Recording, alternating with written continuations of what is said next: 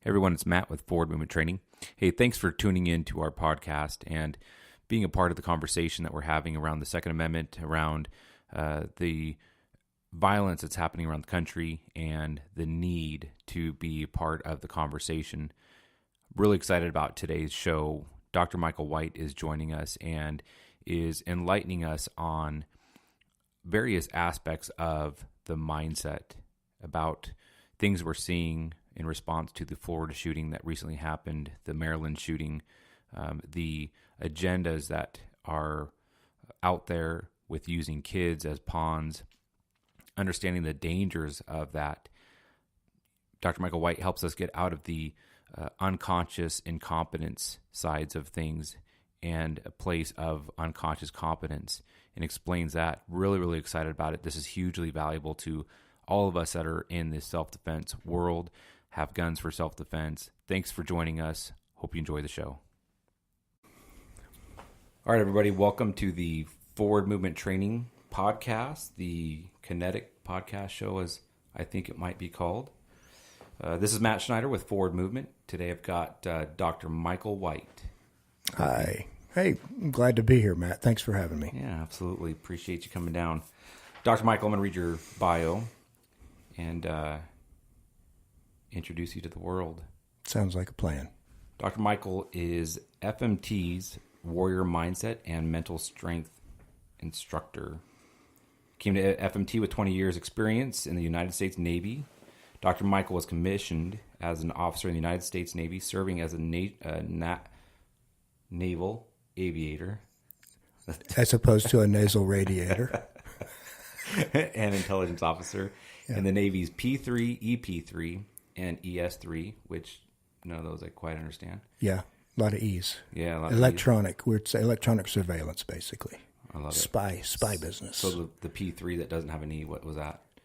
That doesn't have an E? Yeah, P3. The P3. Okay. Just a P3. I'm going to have to Google that. Go for it. You'll see a lot of cool pictures. That's right. Yeah. So those are aircraft platforms where he flew in combat mission support, and fleet air reconnaissance missions in operations Desert Shield, Desert Storm, the NATO campaign in Bosnia and Herzegovina. That place. Yes. And most recently during Operation Enduring Freedom and the Iraqi Freedom Wars. Michael is also served as an instructor and company officer at the United States Naval Academy, where he taught naval leadership, Navy core values, suicide and rape prevention, and scuba training courses. Scuba, like scuba diving? Like scuba diving. That sounds fun. Yeah. He also worked as a vice presidential nominee, worked with the vice presidential nominee, Admiral James Stockdale, to develop the Naval Academy Core Values Training Program. That is accurate. He asked me to work with him after a series of incidents that had given the Naval Academy a black eye, and so he asked me to help him come up with the honor, courage, commitment piece of our core values in the Navy. That's awesome. Great guy. We're not done yet, though. Great guy. Oh, my gosh. You retired in 2006 after 20 years of service and went to work with the Meridian Institute as the Director of Training and Development, where he worked as a charge consultant and facilitator, trainer. Change consultant. Change consultant. Yeah. What'd I say? Charge. Oh, okay. It's Is there okay. a difference? I don't know. I was charging for it to be a change consultant. So, yeah, pretty similar. Did you succeed? I barely made a living. I tell you right now, it's rough being me.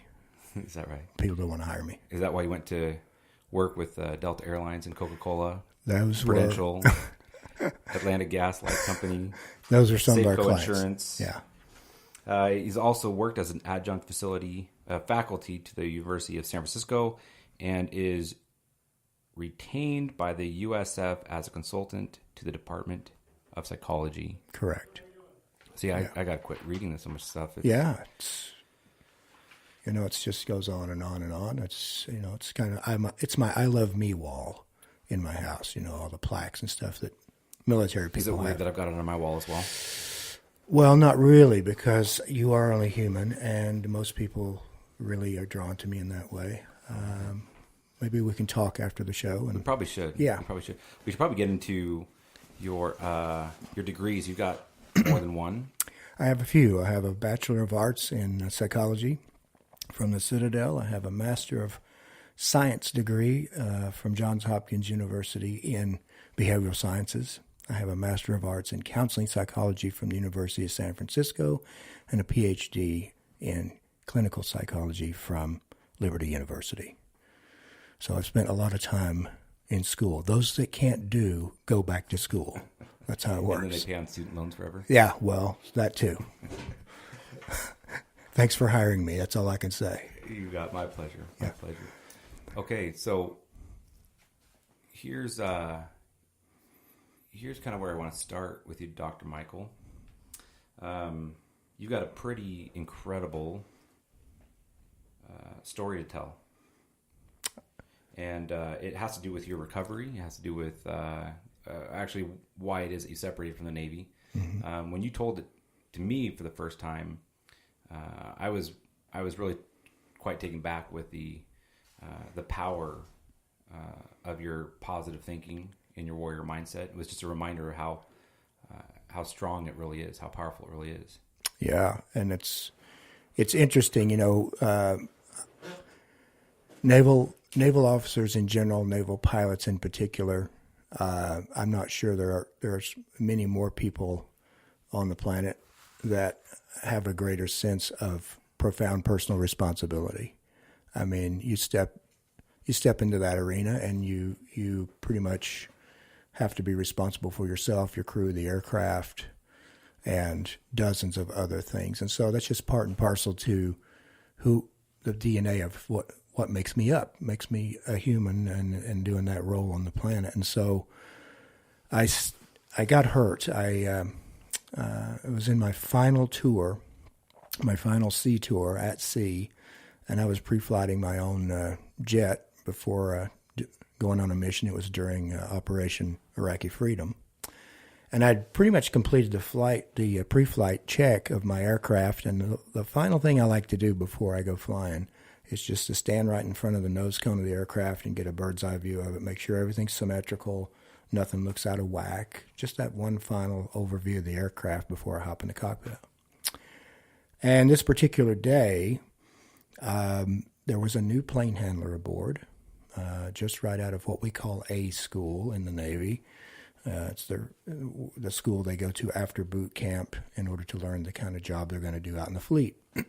And so this guy was pretty new to the job and had just come aboard, and he was probably, I don't know, a good 80 yards away from me down toward the other end of the flight deck, and he was directing aircraft. And he inadvertently directed an aircraft into the area in which I was standing. Typically, where I was standing, there were some little red lines painted on the flight deck.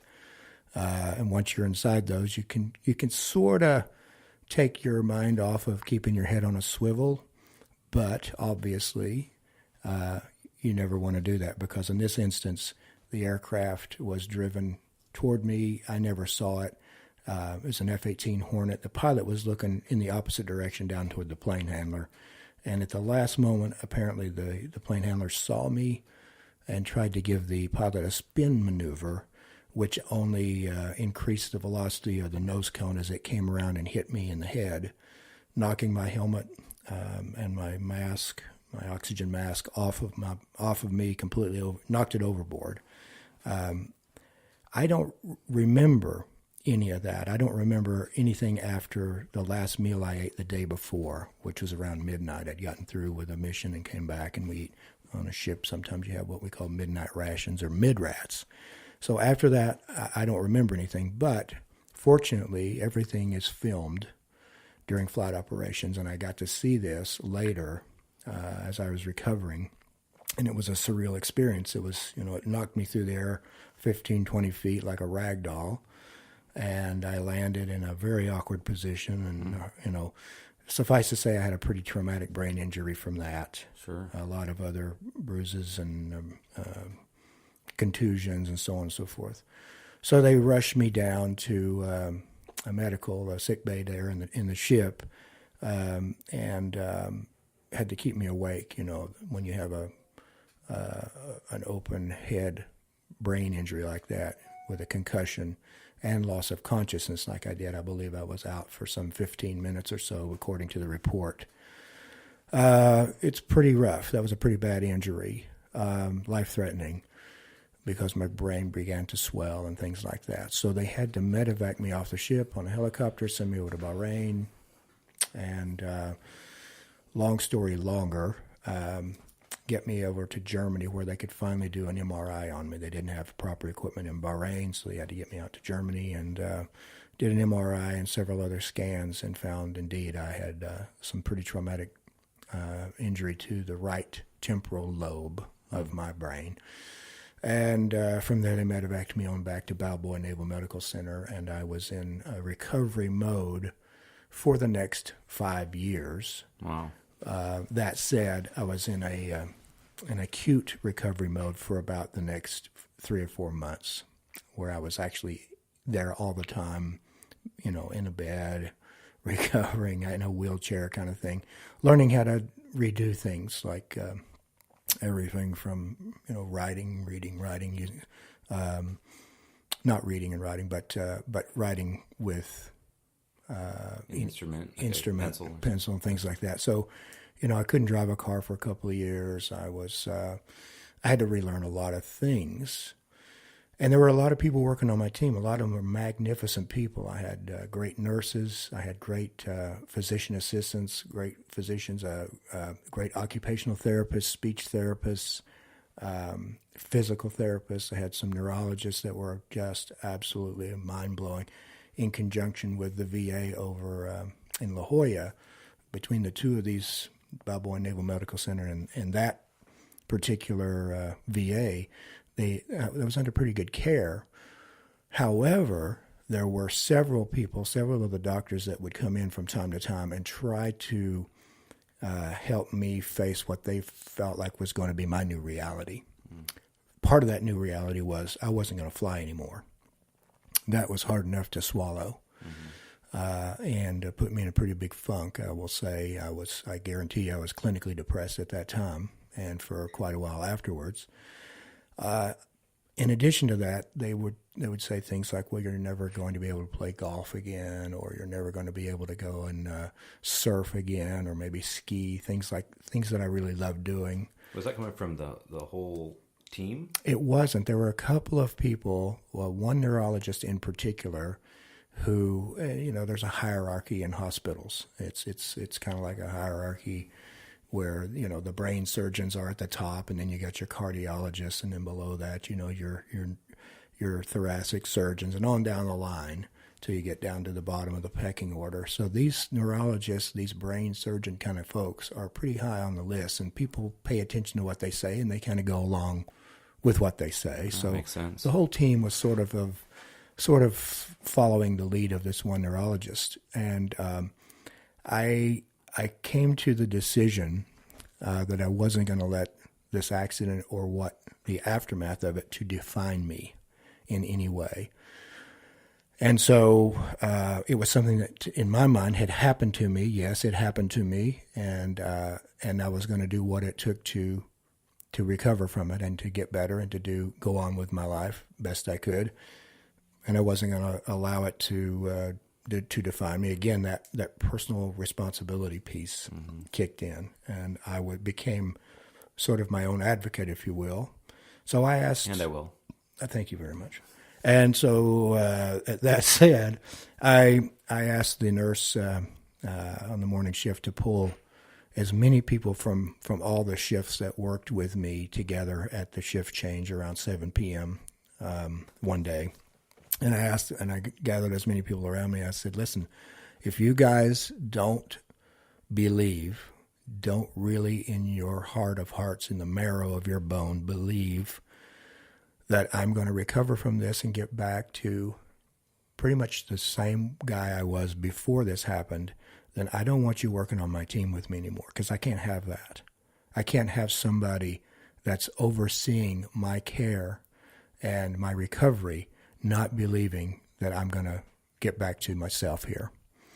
And if you can't do that, if you can't be a person that would believe with me, have the faith that I have,